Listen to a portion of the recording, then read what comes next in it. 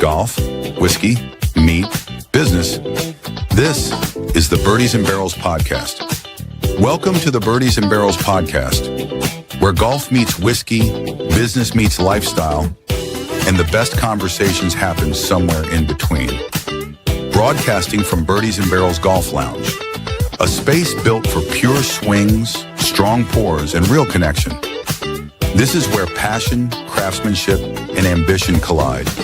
From the course, to the glass, to the grind of building something bigger. This is more than a podcast, it's a mindset.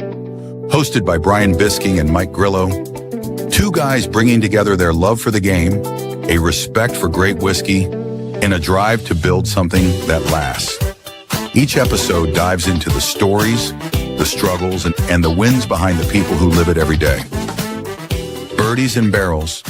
Swing, sip, stay. All right, here we are, episode 2. Welcome back.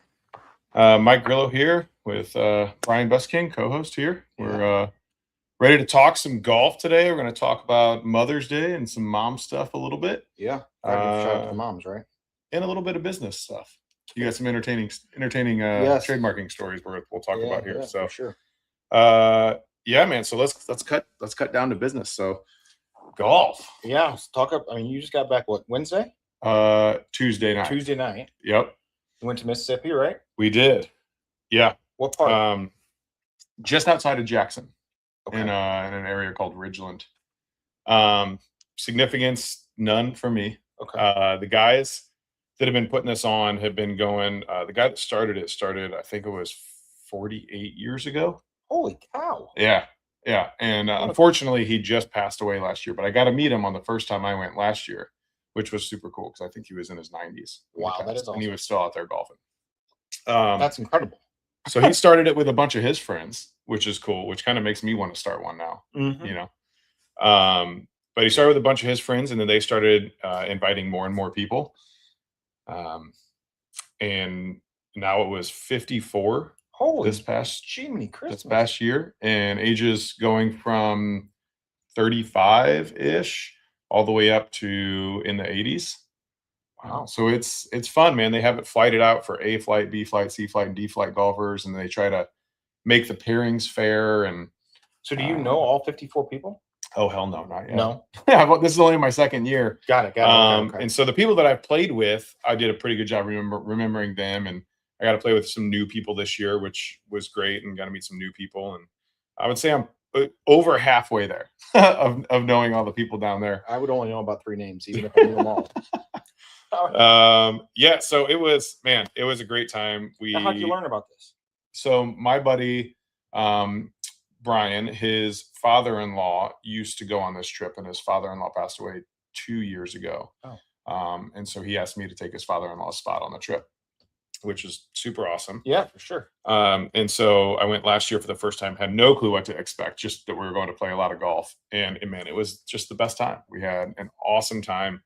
And so this year he's like, "Are you coming back?" I was like, "That's the stupid question." There is to go be a degenerate in golf for 6 days straight. So yeah, we left on a Thursday. Me and him drove down. We stopped in Tunica to play a course called Tunica National. Yep. Which was really nice. Beautiful We course. played there in like 25-mile-an-hour winds the entire time. It was that's it was brutal. I was gonna say that's not. Yeah, it was brutal.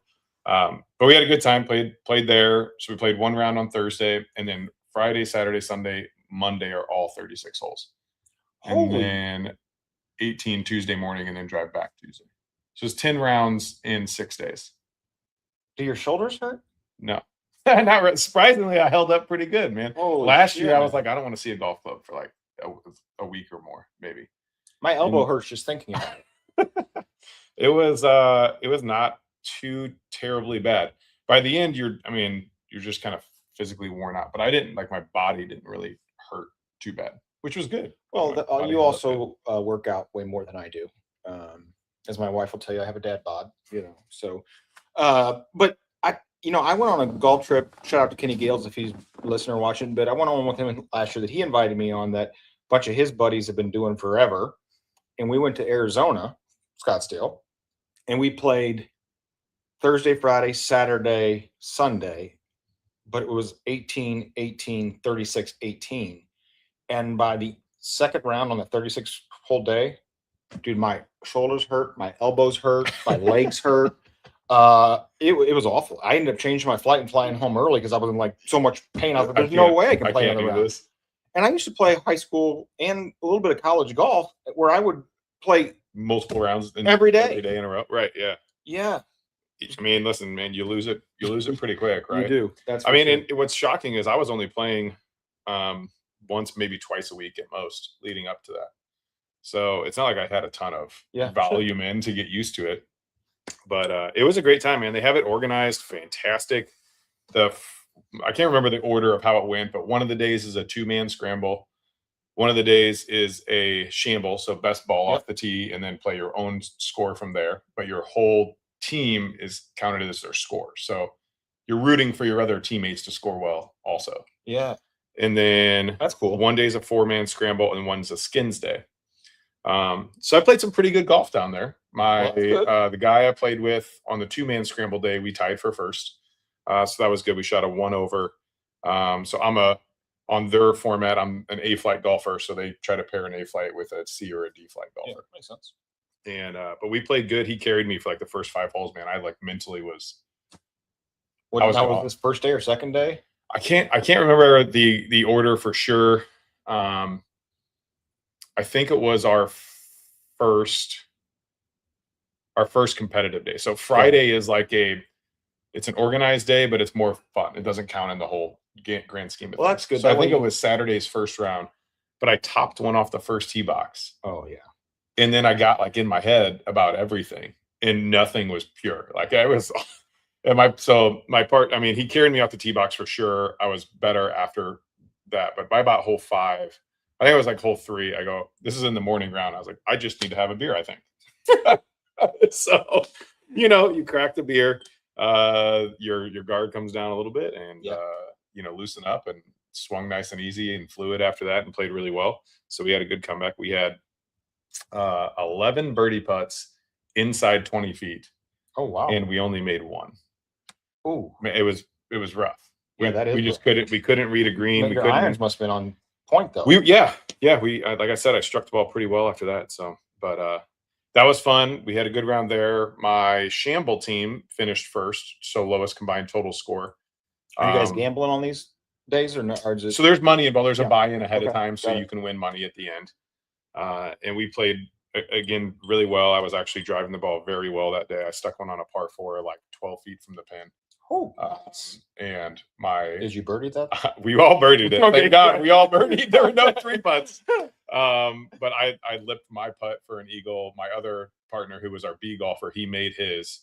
Who I think he was 70. He's 74 because next year he goes to the front tee boxes. Oh, wow. But man, he a hell of a golfer. He beat me that day. He shot a 76. I shot a 77. I will tell you, my father-in-law is 70. If he's listening, I don't remember. 73, 74, somewhere in there. Now he golfs every single day of his life. Like if there's sun outside and it's above 45 degrees, he's on the golf course, right? I love that. But you see the guy, and I'm going to put my foot in my mouth here, but you wouldn't think he's a great golfer just by his like stature and the way he looks. I don't mean that disrespectfully, Don. But he's an incredible golfer. Incredible golfer. Like 4, 5, 6, 7, 8 handicap, somewhere in that neighborhood. Yeah. And what I've learned by watching him golf is it's not the long game. Like it's not how far you drive the ball. It's straight and consistency. Keeping the ball in play and then being really good around the greens. Well, he's very good on the green. He's not so great on chipping and sand, but he's working on that. Yeah. But man, it was a great time. We had I thought we did really good on our 4-man scramble team, but we lipped a few putts and we finished 8 under, and the winning team was 10 under, and we had 2 putts where, like, man, one of our guys on our team stuck one on a really, really difficult par 3. Water on the left. The green is like kidney shaped with water right here. The pin's tucked like behind a bunker right here. And he hit like a little, like he drew a little like wood into the green, and it just hits the front of the green and runs all the way back there, like 4 feet. All of us missed the putt. Oh, shoot. Dude, mine did a literal like whoop 180 around the hole, and I was like, how does that not go in? You know, but that's the name of the game sometimes. How many did you guys play the same course every day or different courses? Good question. Yeah, so there was 3 different courses that we played down there. They're all owned by the same guy. Oh, okay. And somehow these guys got set up with this guy. And so he's the one that has really helped make this successful, because he basically I mean, they don't shut down the entire course, but like they don't take any other tee times that morning. Well, sure. If there's 54 golfers. And some of the mornings we're on a shotgun start. Some of the mornings it's like regular tee times. But then he blocks the afternoon so that a bunch of us can go back out in the afternoon and play. So like a lot of the older guys won't play 36. Sure. But like a lot of there's probably half of us that go play 36. I'd be the guy in the clubhouse with the old folks. Right, it's fine. So anyway, he does a great job helping them out, and the rates he keeps the rates super fair, which is awesome. But man, it's a great time. So 3 nice courses down there. One of them is a super short course. There's 10 par 3s. Oh wow. On it. And then most of the par 4s are close to drivable par 4s. And then just 2 par 5s. Number 1 and number 18. Is that so the guy who owns these courses, somebody knows him? Is that the reason you guys picked that area? Or like who picks it? Like I have a guy who's an organizer of some kind. Yeah, Brian was telling me the story. I forget. I think they were down more south somewhere when they started. And then eventually they moved it a little more north to accommodate more, because they had a bunch of guys who were in like Illinois area. Got it. Okay. So they moved it more north, I think, to accommodate some of those fellas. And then I think they just landed in this area, and they made this relationship, and now it's stuck. So you guys go back there every year? Same spot every year, same courses every year. Okay. Yeah, they have like a big room block at a hotel, so like everyone stays at the same hotel together. Got it. So yeah, it was an absolute great time. I said the only place I played Tunica National, by the way, but Biloxi, is that how you pronounce it? Biloxi, where like the casino and the ocean is in Mississippi. Yeah, in that Mississippi. Yeah. I think so. There's some beautiful courses down there too. I would imagine. Gorgeous. I would imagine. The weather there is a lot more, I would say for the most part, consistent. So it's humid in the summer there. Oh yeah. You think we have humidity?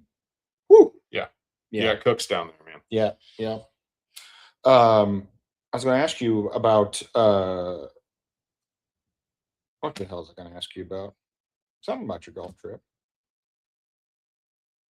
How many clubs did I throw? No. Oh, your gear. You had some bright polos.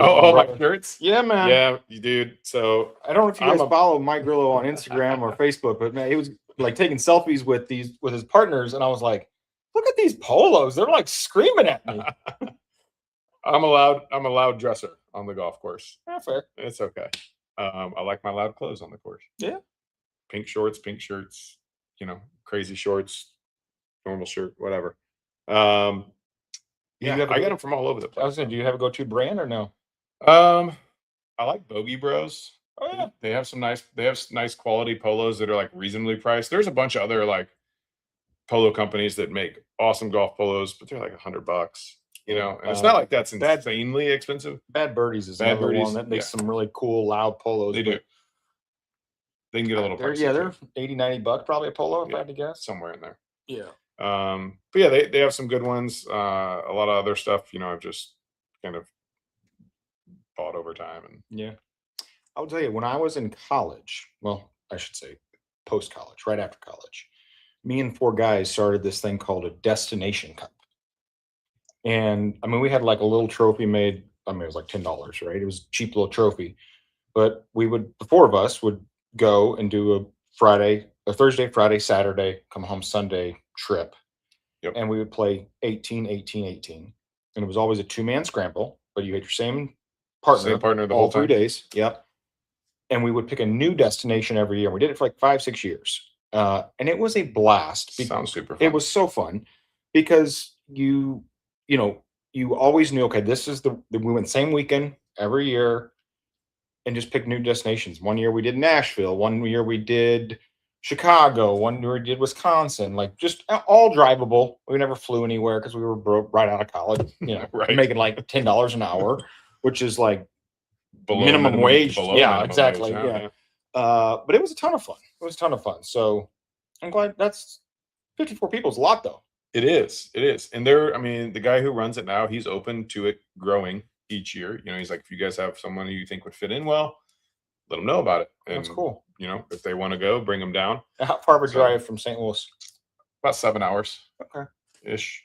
Maybe a little less than that. We had to drive through some absolute horrendous weather on Tuesday. Oh, was that It was wild. We drove right through like the heart of Memphis in probably the worst thunderstorm I've ever driven through in my life. We were going like 10 miles an hour on the highway. Everyone was. No one could see anything. There's lightning. That was the day we had tornado everywhere. warnings here. It was. Yeah. And then the sirens are going off when we're in downtown. Our phones are going bonkers. Like every phone in the truck's like, meh, meh, tornado warning. I'm like, this is how it ends, Brian. It's a good trip, buddy. Like, we ended on top. I don't know if this is where we're going to end up, but yeah, it was wild. And then so we get out of that, and we drive like another 2 hours, boom, into another thunderstorm. And then, that Tuesday, that line. So people watching this, or maybe you even know, I used to chase tornadoes. I did not know that. No. Yeah. So before I met my wife, adrenaline junkie. My wife wouldn't let me do it anymore. But Tuesday, we're having tornado warnings, and I'm on my deck with a drone, like trying to figure out, looking at my radars and trying to figure out where directions come from, trying to get some good shots. Fly it into the tornado. And my wife's like, "You're going to lose your drone." I'm like, "Yeah, it's fine." But I used to chase tornadoes, like legitimately chase them. And a buddy of mine, his name was Jeff Smith, we would rent a car from Enterprise. We would take out every insurance policy that Enterprise would allow us to purchase from them. And we would go for like 7 to 10 days. And one time we got back, we put over 5,000 miles on this Ford Explorer. There wasn't a dent on it, no hail damage, nothing. But the lady came out, she was like, "Where the heck did you drive to?" I was like, "Oh, we just did a road trip. I'm not going to tell you I chased tornadoes." But then one time we were in Dodge City, Kansas. It's this think like Western, like old Western movie. I've heard of it before. I've never been. It literally is like you feel like you're in like a Western movie. Like the downtown is like saloons and it's crazy. And our rental car got a flat tire while a tornado is probably 2 miles from us coming down. And I have this picture, and I'll have to post it at some point, but there's this like cloud, this funnel cloud that looks like a spaceship behind us. And I snap a picture as we're changing this tire on the side of the road because we hit we went on a railroad track too fast and must have hit a railroad like nail or whatever those things are called. That was the only time I've ever been freaked out, because I was like, if this thing turns for us, if this thing truly touches down and it comes at us, we're in trouble. Because it's not like you have like NASCAR jacks and you know what I mean? Like You're doing the whole cranking thing. It's going to take you 30 minutes to change the tire. Yes. It was a little freaky, but yeah, I like it. Yeah. Yeah. So it was good. That's awesome. Yeah. So we're drinking a little bit of this buzzard juice we got up here. Yeah. Which is really good. It's a little like on the sweeter spectrum. Yeah. I got this from the owner actually. When I was down in Louisville last, we did a Buzzard's Roost little tour, and super nice guy. And I bought a few bottles from him, but yeah, I like this. This is their barrel strength. Yeah, it's good. I'm bummed. So we're sending a group down to do a pick down there Wednesday of next week. Oh, gotcha. And that's our whiskey and wedges night for here at Birdies and Barrels. So I was like, I don't think it'd probably be a great idea. Yeah, to drive 4 hours down there, do a pick, and then drive 4 hours back in time to try to make it for this. Probably a smart move. So I had a few buddies who are in our whiskey club who I called, and I was like, "Hey, short notice. It was like 3 weeks ago," and they're like, "Yeah, we'll go." So I got 2 guys going down to represent on behalf of Grillos, which I trust their palates. They drink a good amount of whiskey, and that's always good. They care. It's not like they just drink it and whatever they drink. They do drink it, but they care about the bottles as well. So that's good.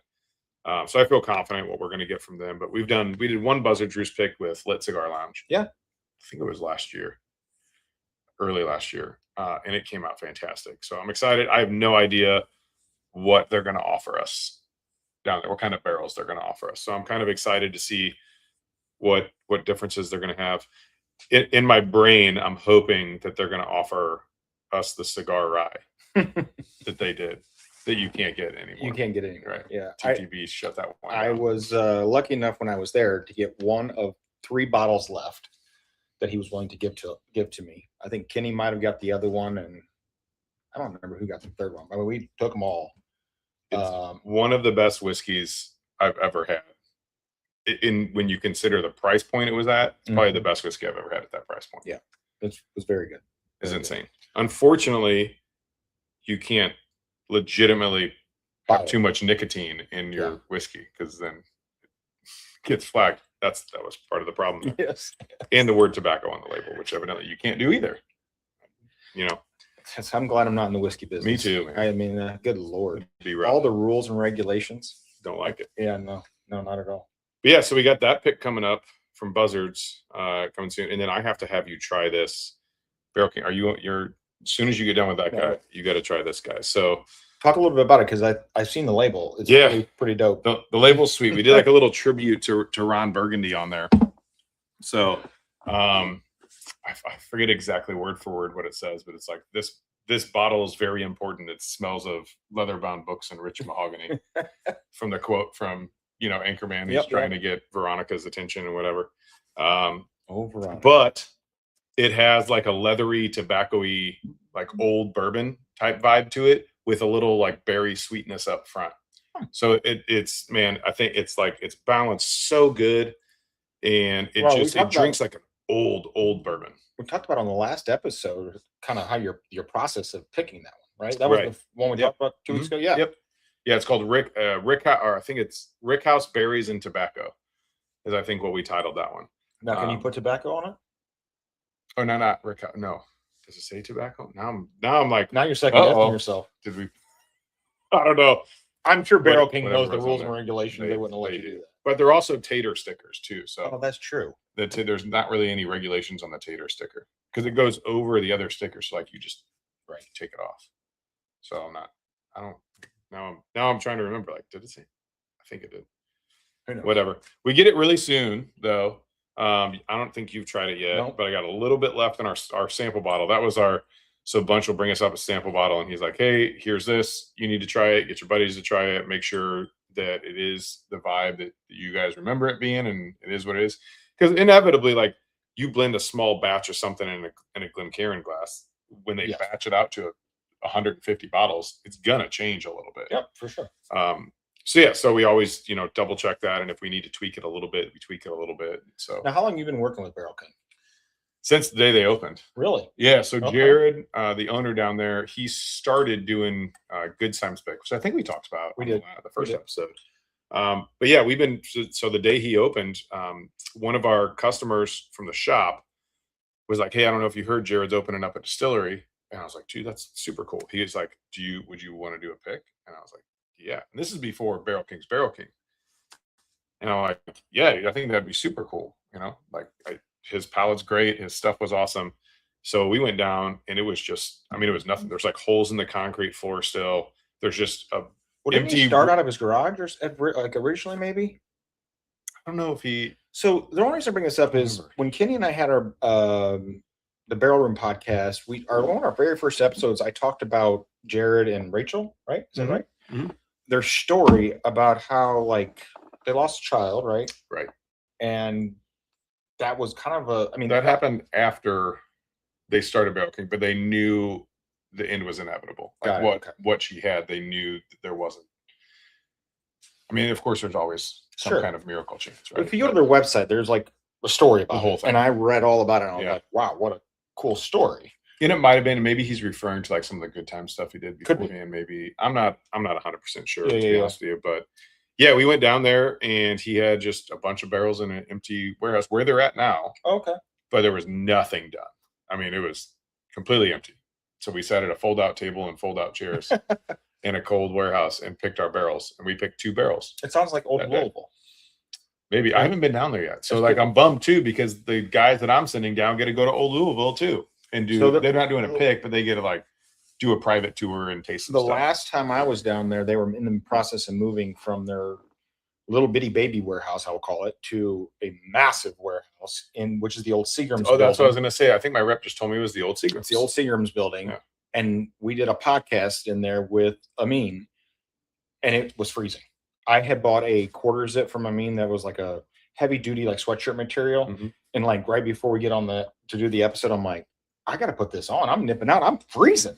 And he's like, he's wearing a jacket. He's like, yeah, there was no heat in here. I'm like, I know. You dummy. And it was like January. So it was cold. Yeah. But it was, yeah, they have a ton of space now. It's really cool. Good. They put out good products. So it'll They be do. exciting to see them expand. Very a little good bit. product. Yeah, for sure. Yeah. For sure. But yeah, so we get our next give barrel this thing a little king, try. Give it a little shake because there's a little char sediment in there. If That's anyone's had Barrel King, That's what gives it Yeah. the little Yeah, extra pop of flavor, man. authenticity. Yeah. But yeah, we get this one soon. It's already a bunch of people are messaging me like, hey, when am I going to get this bottle? Are you going to hold it for me? X, Y, and Z. And so this one should go pretty fast. It's a little smaller batch than our last blend we did was I can smell the leather. 190 bottles. I think this one was just If right. my around wife's watching 100. right now, she's making fun of me, by the way. Smelling leather. She's like, oh, what's the notes on the nose? It hits the back of the tongue this way versus that way. Like, just quiet. Once you do it long enough, though, Yes. I mean it's true. Yes, you know? it is. But yeah, there's some great notes on the palate there. Like I said, like Oh, I get the berry. like a leather, a tobacco. There's a berry note. It just it melts together really well. It does actually. That's what we really. were trying to go for, is like an old bourbon. So I brought another bottle over that is a similar proof point, just so we could try it back to back. It's a single barrel from KO, who's out of Virginia, and they're all MGP stuff. So there's some MGP in that, not all MGP. There's some MGP in that. That's a single barrel of MGP juice aged in Virginia. It's a similar proof point. So ours was 130, I think 130.1. And that one's, I think, 132 or something like that. So similar proof points. So it's like, man, we try these back to back and see if it holds a candle to it or not. Because I haven't had those back to back. You got to try yours first. I do have to try mine first. Again. Yeah, it's more sweet than I was expecting by your. To me, I have a lot more stone fruit flavoring, and I hate the word stone fruit. Benny, I used to make fun of it all the time. It has a lot more like berry flavoring than I was expecting when you were talking about tobacco and Not that we didn't get stone fruit, but I think everyone was kind of in agreement. It was more of like a dark jam type deal. But yeah, I mean, yeah. I mean, that's why they call it stone fruit, right? It's like every fruit known to man, doesn't matter. They just lump it in one category now. It's true. It's very good though. Man, it's got a great nose. And so Great we've never done a straight bourbon blend down there. So we're like, we just want to build just a banger of a bottle. It's just bourbon. It's not finished. Doesn't have all this extra stuff going on with it. Just 4 barrels of bourbon blended together in a certain way to produce a certain flavor. And you said some of this is MGP. Do you know what the others are? Green River. Okay. I'll tell you what, I love Green River stuff. It's good. I do too. I really do. And I'm interested to see kind of what transpires with Green River after, they obviously fired Aaron Harris, their master distiller. Right. Jacob Call, who was master distiller before theirs, now over at Western Kentucky. Awesome dude, by the way. I don't know if you ever had a chance to meet him. I did not. He's like the nicest guy, the most humble guy in the entire world. I don't even know how to describe it. Awesome dude. And somebody told me recently that Green River's not planning to replace Aaron Harris. Like that their plan is to kind of just fall in under Bardstown is what I kind of heard. And that Green River is going to be like the contract distilling piece and Bardstown's going to be like Interesting. their own manufacturing piece. Huh. Which I know for a fact Green River was 75% of their business was contract distilling. I mean, it was a big percentage. I could be wrong on the numbers. That's a lot. They had 300. I don't know if you've ever been there. Jared's buying Barrel King's buying some of it, so I mean, there's obviously other people out there buying. Well, Fallen Brothers, that's where that's where Kenny gets a lot of his stuff is there. He has a couple picks out right now. That have some Green River. But yeah, they have 300,000 plus barrels in their warehouses. I mean, that's a lot of barrels. Yeah. And it's the 10th oldest distillery, but it was all under the name O.Z. Tyler originally. I thought they just started distilling again like they did 10 years ago, though. 2015.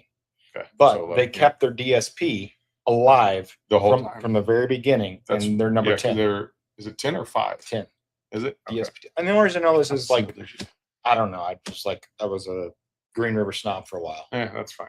But they do. They put out good product. Right? And that is super cool though. To like the 10th oldest distillery in Kentucky. It's awesome. Yeah. Shout out to Zach Macy. I know you're probably not listening, but maybe you will be. He used to work for Green River. Now he's over at Western Kentucky, and him and Kenny and I became pretty close, and that's how I learned all this. Oh.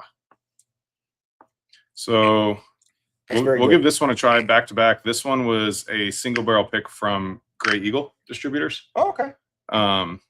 That's who's actually doing or organizing our Buzzard Juice pick. Got it. So this was their single barrel pick, and they distributed that across all their accounts. I've heard of KO. I've never really dove into them much, but you said they're out of Virginia. What part? Yeah, yep. What part? Oh, let's see here. I gotta imagine it's Manassas. Never heard of it. Me neither. Don't know. I gotta imagine it's north though. Yeah, so Northern it says 6 years on the front, but I know when they released it, it was a 7-year. So combined age on our stuff is going to be a little bit older with Barrel King, but 7-year single barrel is still pretty good from GP, and its majority of its life was in Virginia, so it's going to have a different For sure. appeal than at MGP its whole life.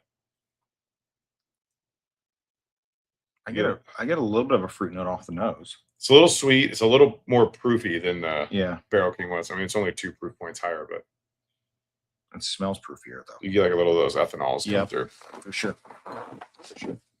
So talk about while we're doing this, talk about whiskey and wedges next Wednesday. Yeah. So whiskey and wedges, we do the first Wednesday of every month.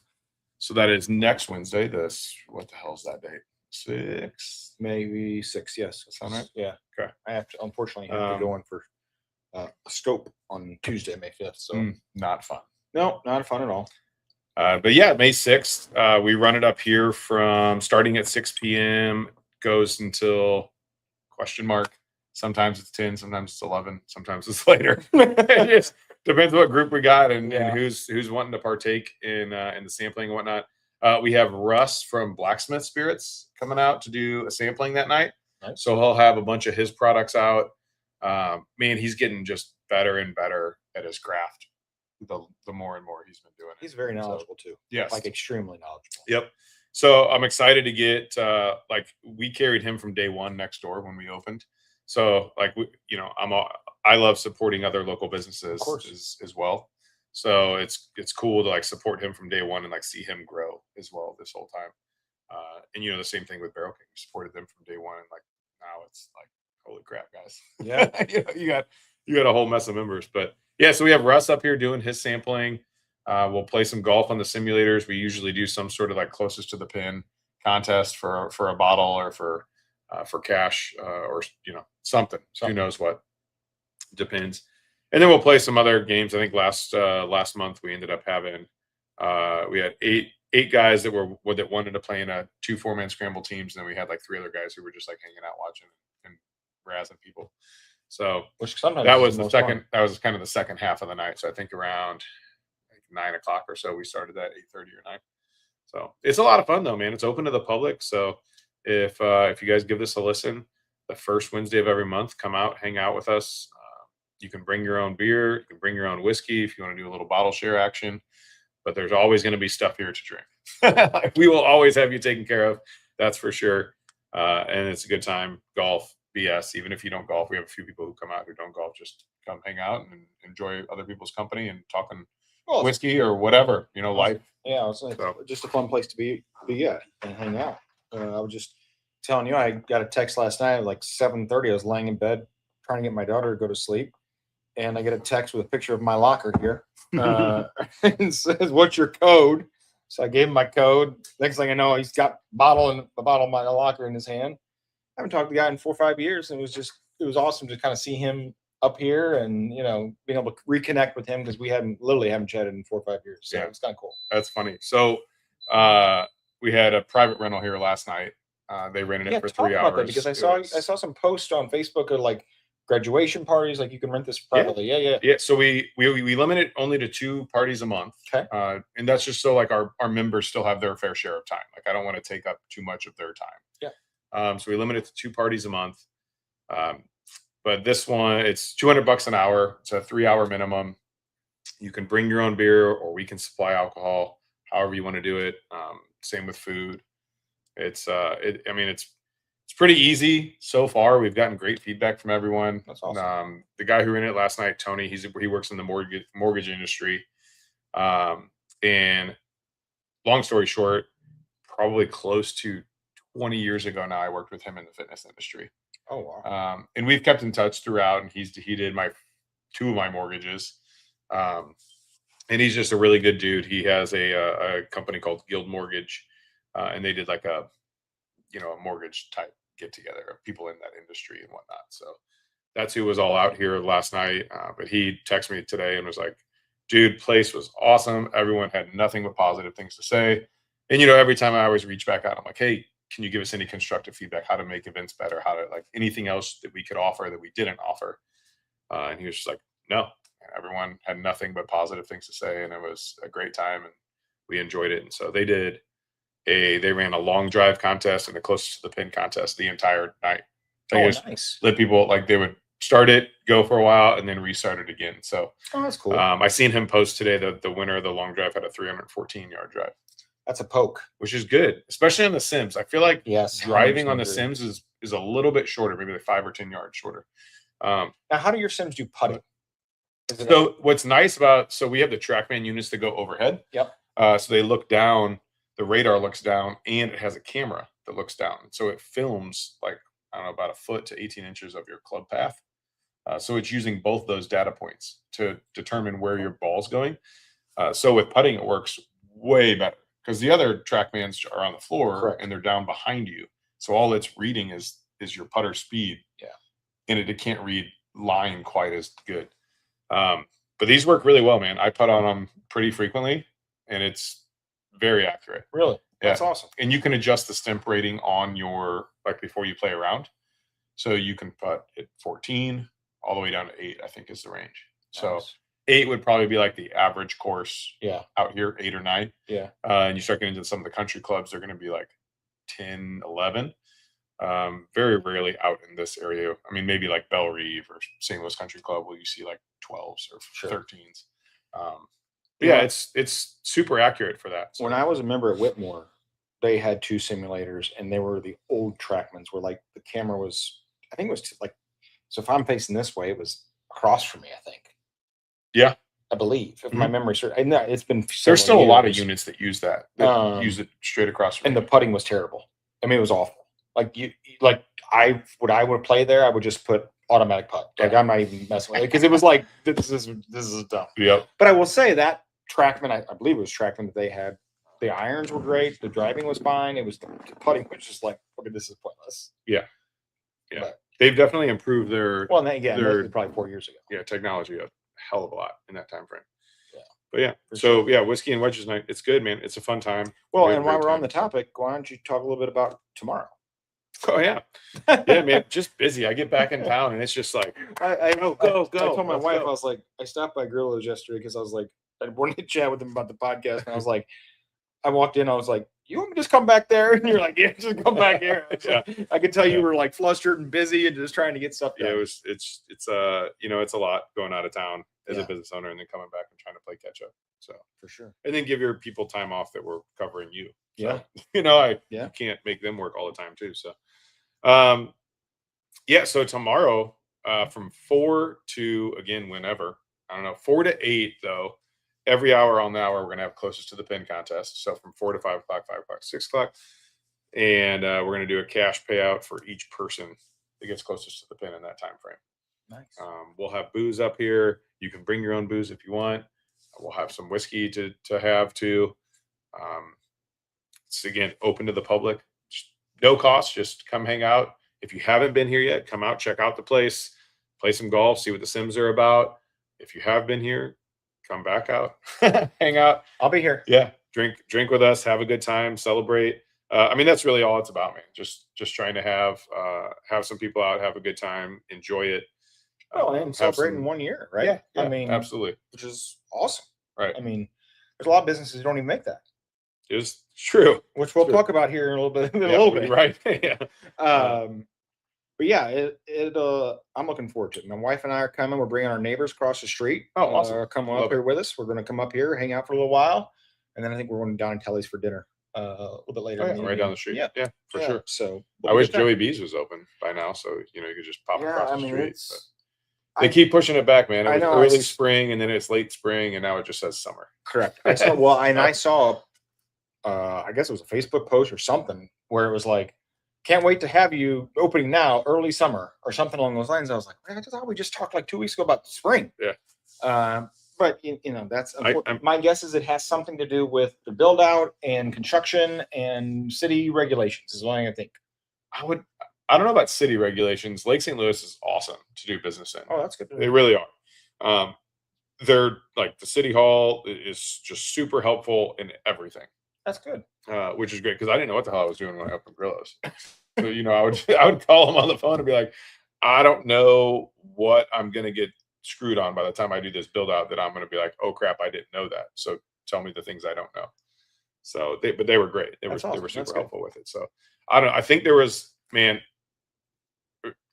I went over there and looked at the spot for potential other stuff a long time ago. Like this is probably almost 2 years, maybe over 2 years ago now, when Mattingly's first went out of business. Because they opened a month before we opened. They did? Next door at Grillos. Yeah. That's crazy to me. Yeah, it was wild.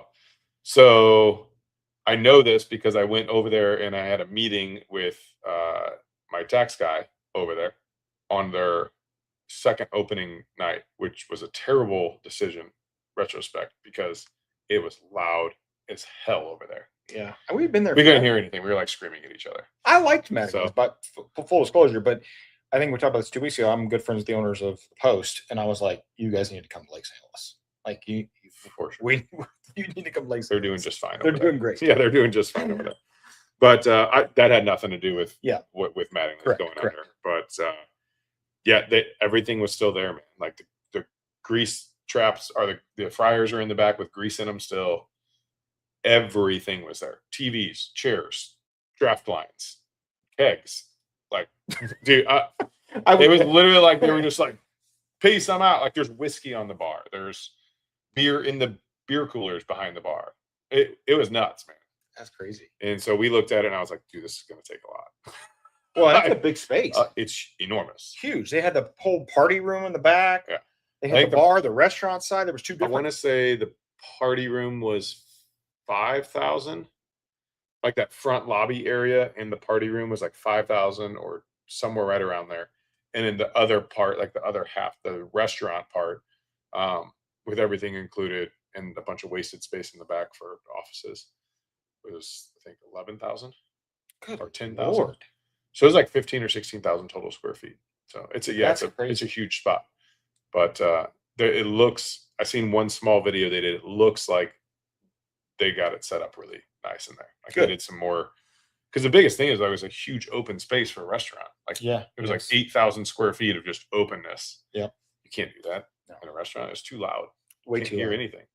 There was not enough noise break in there. So, well, and even like, I mean, if you're going to a sports bar, you expect to be a little loud. But even if you go to like a Buffalo Wild Wings, which is like, in my opinion, like the original sports bar of my time anyway. Like, you know what I mean? Like, it never felt overly loud because they were always more like narrow than wide, and they did a pretty good job of sectioning off like, this is the restaurant, this is the bar. And the bar side was a little bit louder, obviously, but if you were sitting in the restaurant area, at least the one where I grew up in Edwardsville, you could have dinner and have a conversation. And it was fine. I don't think those were too bad. No. Those that went downhill big time. Yeah. I don't know how they're hanging on as a friend. I don't either, dude. I drive by like the one. I don't even know if the one in Wentzville's still open, but I've driven by it several times. I'm like, there's one car here, like two cars here on Friday night. Right. Like, and then you go drive by Cyberg's and it's like 30-minute wait. Packed. Yeah. I don't know, man. Let's talk a little bit about Mother's Day. Right around the corner, brother. Next Sunday, right? Yep. Shout out to my wife, Allie. Happy Mother's Day, Lindsay. Without giving it away, did you get a Mother's Day gift? Not yet, man. Oh shit! Sorry, bro. I literally just talked to Lindsay about it the other day, though, so it's fine. I Well, was like, babe, what do you want for Mother's Day? well, And she full gives me disclosure, zero. I ordered my wife something, and I still have yet to get the shipping confirmation. So it'll probably be one of those IOUs that I give her, but like it's coming, but It's on its way here. it's coming. Yeah, Yeah. no one else. I did that last year. I bought something with plenty of time, and then I forget what the timing was, but it was one of the weird, like it might have been the tariff deal had just happened, or something weird happened, and then it got delayed like 3 weeks. Ugh. Awesome. Yeah. Oh, Definitely. Happy Mother's Day, babe. Here's confirmation that your stuff's coming. Well, It'll I be think here. that's going to be my Sunday. It'll be here soon. Unfortunately. So, but no, she really the biggest thing she says she wants every year. She started a tradition with one of our friends, and the two girls, they go golfing, and so they get up not like super early, but they have like I think it's like an 8 o'clock tea time or something like that. She's like, I want to go do something for myself, whereas like I feel like a lot of moms feel pressured, like I have to be home with my kids, I have to do something with my kids, and and it's in Father's Day, it's the opposite. Like dads get to go play golf and do whatever the hell they want, and I'm like, I've always told her the same thing. I'm like, it's your day, you do whatever the hell you want. Don't worry about what other people think. It doesn't not gonna bother me.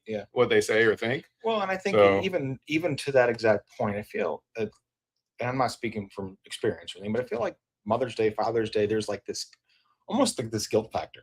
Like, oh, it's Mother's Day, you need to be home with your kids, or B, you need to be with your mom, if they're still alive, or Father's Day, oh, I need to be with my father because it's his Father's Day, but it's also your Father's Day, but I also want to be, what I mean? It's like this guilty dynamic when it comes to those type of holidays. Right. Especially when you start having your own family. Correct. Right. Like before that, it's not as complicated, but well, and I tell you what, before I had kids, Mother's Day was always a really hard day for me. My mom passed away very unexpectedly when I was 23 from a brain aneurysm. I mean, I had lunch with her on a Monday and Tuesday morning. She was gone.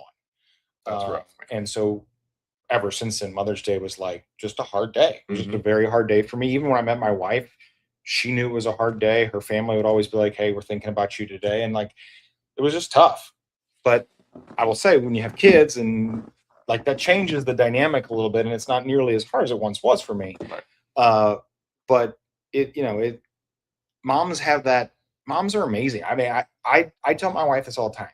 She's a stay-at-home mom. You couldn't pay me what I make for a living to do what she does. I would be insane. That's so funny because my wife and I have that talk all the time about how I don't know how my wife does it. She was a teacher just like your wife. Yeah. And after we had our second child, she's like, I want to be a stay-at-home mom. I'm like, I think that's a bad idea. Not because you're making a great money or anything like that, but I just don't know if you're going to like it. She loves it. And she is the best mom I have ever seen in my life. Like awesome. Her kids are her priority. When they're not in school, she's trying to find things for them to do, whether it's going to a play place or whether it's taking them to a park or she loves it. And I'm glad she loves it and our kids love it, but there's no way you could pay me. I mean, you could double my salary and I still wouldn't do it. It's funny because so Lindsay's like that in the summer, obviously, right? Like she has the kids all the time in the summer. And I'm off on Wednesdays. Like we still try to go get like our date together, which is to go play golf. We play golf every Wednesday together. So like we take the kids to a sitter and we go do our thing. So we'll do that every Wednesday, but Monday, Tuesday, Thursday, Friday, pretty much every Saturday, because I'm working as well on Saturday. She's organizing stuff for the kids and doing things for the kids. And by the end of the summer, she's like, I'm done. I'm done. I'm done organizing things. I'm done planning things. I'm done trying to entertain them every day, all day. So yeah, dude, like, yeah, it's definitely a different beast, as is like a working like a working mom. Like during the school year, and especially like owning businesses, like there's some things that like I can't not do. Like I have, hey, sorry, like you're gonna have to pick up my slack here. I can't do this today, or I can't be here. So like sometimes it puts a lot on her during the school year, and that's rough too. But man, yeah, she I don't know, like, obviously my life is stressful in a different way, in different manners, and other things that I have to worry about that she doesn't, and there's a lot of things that she has to worry about that I don't in that same instance. So yeah, I'm super thankful that she is awesome with all that, and pulls it together, and locks our house down. And yeah, she manages to somehow keep an OCD clean house all the time. Mine too. I don't. Yeah, my wife is. I don't know how she does it. And when we first had kids, it was like, I get home from work. Well, and now I mainly work from home, but I still go in the office here and there. I get home from work and like I want to like hang out with her, and I want to like do something romantic, and she's like, "Don't touch me. Get away from me. I've been touched all day by kids. Like, leave me alone." And I'm like, "What? Wait!" And it took me a while to understand, like, because then I was staying with the kids, and I'm like, she get home, and like, "Don't touch me. Don't look at me. Don't talk to me. Leave me alone." She's been overstimulated all day. You've been understimulated all day, and you're like, yeah. And I tell you what, for couples like that are just recently married, just have kids, it's a change. Oh, for sure. It's a change. Yeah. I had to learn the same thing. Lindsay's the same way, because she teaches PE to a bunch of kindergarten through fifth graders. And so they're like tugging on our clothes and poking her, and Miss Grillo, Miss Grillo, Miss Grillo. And so like she gets home sometimes and the kids, go on their thing like, Mom, Mom, Mom, Mom. And she's like, I'm going in the bedroom, closing the door for like 5 minutes. Like, leave me alone, don't talk to me. I totally understand that. So yeah, it's a very different thing. Like, of course, I talk to people all day, but I don't get to talk to my wife. So yeah, it's a very different thing when we get home. And you're in a little bit of a similar role that I am, in the standpoint of like, yes, you own a business, and you're not necessarily a salesperson, but like if somebody comes in, you're trying to make sure that they're happy and their customer service is great, and you're selling them on whatever they're interested in buying. 100%. I'm a little bit harder to understand, but nobody wants to buy it from me. I got to convince them to buy it from me, right? Like, I don't have great meat for them to buy. I have like software that they do and HR stuff that they really don't even care about, but they have to spend it, right? And so sometimes I get home and I'm like, I'm tired of being faked. Like, I don't want to have to put it on anymore. Yeah. Like, right? Like during the day, sometimes I'm like faking happy. I'm faking that I'm like you and I really can't stand you, but you need to buy from me, right? Like, and so sometimes I'm getting home like, I'm just angry. She's like, why are you so angry? I'm like, I've been faking it all day long. I don't want to fake it no more. And so I learned this a long time ago in the training industry, the personal training. No one cares how bad of a day you had. Nope. Ever. Nope. You might think that they do. Like I had some clients who I had for 2-3 years. And you would think, at that point in time, like, you're close to them, you know a lot about them. Maybe you can divulge stuff about you. Nope. They still don't. They don't want to hear it. Yeah. They're there for them. They're paying you for them. No one wants to hear it. But it's the same deal. And this stuff, like, no one next door, if they come in to buy meat, they don't care if I'm having a bad day. Yeah. So I'm never gonna, and they probably don't even know or to your point, or care. Right. They're there to buy meat. Yeah. So yeah. Maybe they do care. I don't know, but I'm still not. I care, dude. I care. Thanks, buddy. Here's to the care. Yeah, absolutely. Well, we got about 7 minutes left here. Ooh, that fucking flew by. I know, dude. I know. We got to talk about this trademark shenanigans. Yes. So I was telling Mike, I guess it was a couple days ago. If you didn't know, we forgot to run the commercial again. So, but that's okay. We did. We're short on time. Anyway. We're short on time. Time. I have this brand that I have created called Fairway Fathers, and it's a faith forward golf apparel brand. And I was talking to a buddy of mine a couple nights ago. Like, he's like, I feel like you're lecturing me in your Facebook videos. And I'm like, well, that's not what it's supposed to be, buddy. I mean, I'm just stating facts, really. And the whole brand is about showing up for your children mainly, and putting your faith at the forefront of it. Being present. Yeah. And it dawned on me this week that I was like, oh, this brand is more important to me because it's making me be a better dad and better Christian, right? If I'm going to be the owner of this company, I got to also be living it, right? Sure. So it's like, I think I need to trademark this. And that took me down a rabbit hole, man. And I will tell you what, like, the first website I went to was going to cost me like $2,000 to trademark the logo. Then another $2,000 to trademark the company name. Then it was another $2,000 if I wanted to trademark our tagline, which is built for the long game. I'm like, $6,000 when I've sold like 2 hats and a polo? There's no way, right?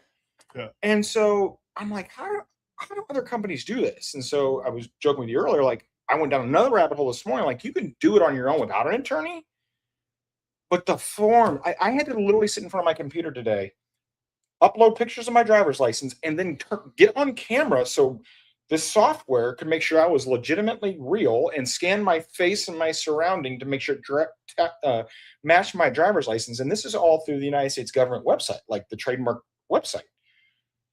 And then you have to fill all these forms. You have to upload logos, and then you got to upload a product and make sure that the logo matches the I mean, it's a process. Now I know why people pay $2,000, So they don't but stick with it.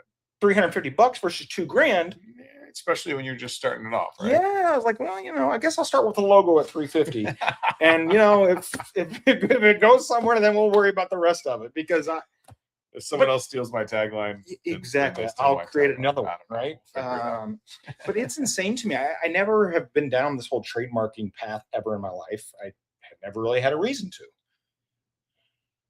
But there's certain rules and regulations about what you can trademark. Like you can't just trademark a word, right? Like I can't trademark golf, right?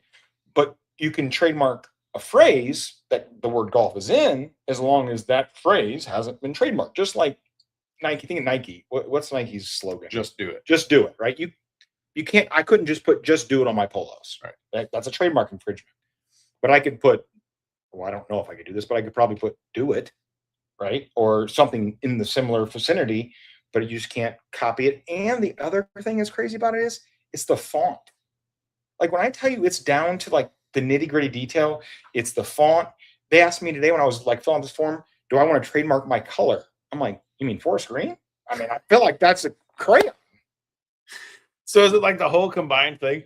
You know what I'm saying? Like if you trademark "built for the long game" in X font in forest green, I could trademark then what if I do "built for the long game" in a different as font, long as your font and colors differently, white? You could do it.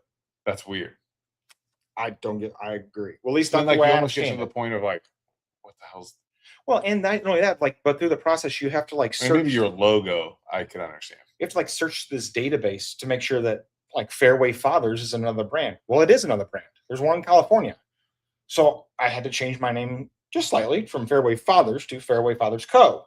Right. Just so I could get beyond that. But I can still advertise as just Fairway Fathers. I don't have to have the Co. But since my legal name is Fairway Fathers Co., I'm okay. Like it is the strangest world.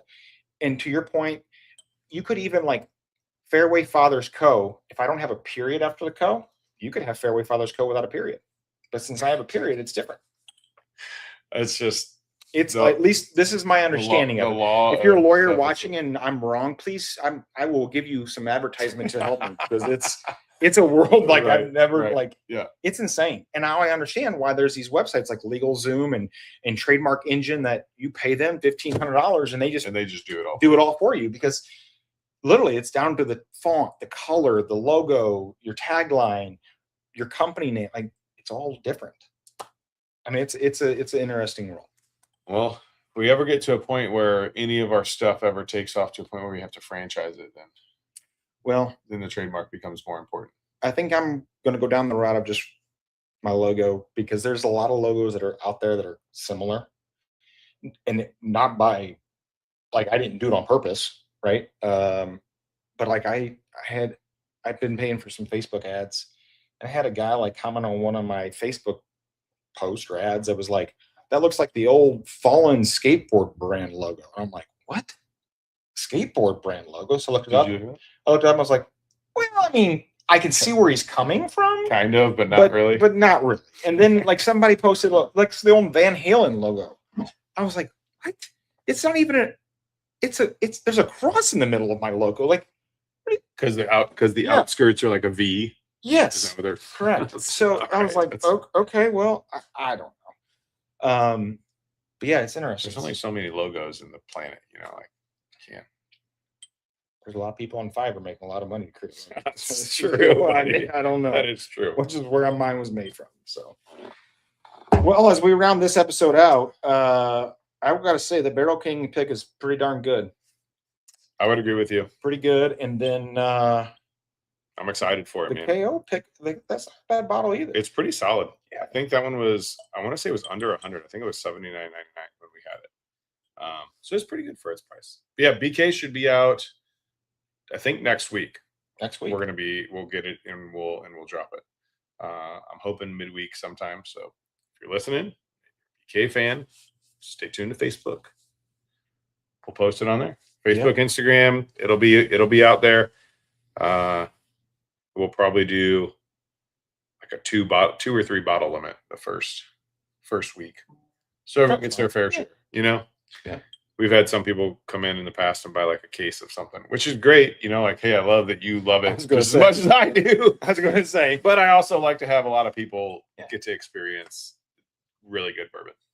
Well, and if you're cooking for Mother's Day next week, don't forget to come to Grillo's and get your meat. We'll have a whole mess of fillets cut. That's the hot ticket for Mother's Day, man. Better. The best fillets around. 100% hands down. Hands down. And ribeyes, by the way. If you've not had the ribeyes, the marbling on the ribeyes, unfreaking amazing. You want to here's a short funny thing here.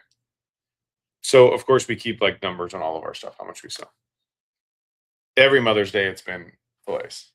Last Mother's Day, we sold more ribeyes than fillets. I don't know what the hell happened. It was like it didn't like flip flop, but it was relatively close. So I don't know, man. We'll see. I feel like, and then maybe this is just my opinion, so it means absolutely nothing to anybody. I feel like when you think about like fillet, like it's a fillet, like it's a fillet, and yes, yours are amazing. Don't get me wrong on that. But there's something about the marbling in a ribeye. If it's got good marbling, the flavor profile that it can give you, it can be drastically different than a bad ribeye. I mean, there's just like buttery, delicious. Correct. Yeah. But a bad fillet versus a good fillet, yes, there's a difference. But I don't know if it's as drastic as ribeye. That's fair. That's just my opinion. That's fair. Unless you get dairy cow fillets, and then there's a drastic difference. Yeah, I didn't even. Which I'm not going to McDonald's for a fillet. Well, there's some meat markets that do that, which is fine. Yeah, that's their prerogative. That's in their flywheel. Whatever they want to do. If everybody knows what I'm talking about, we're not going to change. Good to great. We're not going to change the product we carry. Nor should you. So, now of that, you still got the Mexican street corn. Oh, it's good. So good.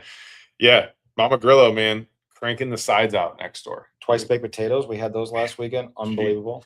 It was funny. We just had a new person in the other day, and they were like, "So who?" It was me and my mom over there. And they're like, "So who owns it?" And I was like, "I do." My mom retired, and so I gave her a job. She retired. So yeah, at first it wasn't, it was more along the lines like it was just me by myself working over there literally 7 days a week. But shout out to your mom. Happy Mother's Day. Happy Mother's Day, Mama Grillo. I mean, she'll get a post on the Instagram and but also just how cool is it to work with your mom? It's cool. It's awesome, dude. It really is. I wish I got to work with my mom. God, I'm like, I'm so thankful that like that's something that she wanted to do. 100%. So yeah, it's cool. But man, she's a saint with how much she puts time to our sides. As we make all the sides there. And it's like we have a massive industrial kitchen. So it's done small, batch by batch. And which I guess the good news on that is like the quality control is better, because you're not making we're not making 100-pound batch of Mexican street corn. Correct. Yeah. It's like a 5-pound batch, 6-pound batch at a time. So. I just went through a whole whatever you call it. Yeah, container. Finished it last Saturday. Yep, it's killer, man. Yeah, it's fantastic. Your pasta salad is also awesome as well. But yeah, man, if you're y'all out there need to treat mom right, cook for her. Don't forget the damn sides. Yes. I literally did this last night. My wife's like, I want smash burgers. So I made smash burgers. She's on the way home from taking my daughter to soccer practice. So I'm cooking the burgers so they'll be ready right when she walks in the door. Get them all ready, plate them up, and I'm like, fuck. forgot a side. Literally. It's like every dude ever. Like, what are you cooking? Meat? What else do you need? There's nothing else. There was bread. That's a side. Hey, put a little. tell you what. Did we talk about this 2 weeks ago? The 3 silos, balsamic. Did we talk about this? We didn't. No, we should. We'll talk about that in 2 weeks, though. Let's talk about Yeah, it that's because a- I tell you yeah. what, that shit is unbelievable. That's And I another have like been rabbit telling my Yeah, dude. in-laws and my brother-in-law and sister, I'm like, you got to go to Grillo's. You got to get the. I mean, so Yeah. you have bread, you have that, you're good. Balsamic vinegar or balsamic vinegar, olive oil from them. It's great. You can up your steak up a lot with those two. But yeah, man, Well, we'll talk come about that. come in get 2 your weeks. stuff. Come get your stuff. Mother's Day, treat her right.